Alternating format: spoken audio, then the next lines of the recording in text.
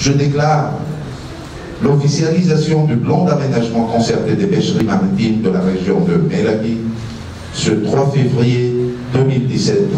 Fiarina, fitrandrahana ary fampidirana ny mpanjony tsirairay amin'ny ara-dalàna no tena nifanekena ifampifezana amin'ity drafi-panajariana voalohany ho any arena anaty rano sy jono any amin'ny faritra Melaky ity.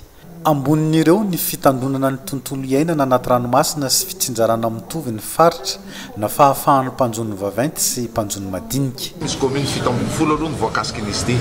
Dia misy ihany koa district efatra zany. Nakana ohatra ny Melaka anie dia satria izy mbola hitantsika fa tena mbola salama tsara na ny écosystème ho aminy. Misy le fitandrovana an'le tontolo amorontsiraka sy an-dranomasina mba hampaharitra ny toe-karenantsika ho an'ny zanaka manjafitsika no androvany zany. Eo ihany koa ny fametrahana ny fitrandrahana maharitra ny harena anaty rano mba hanatsarana ny fari-piainan'ny mpanjony.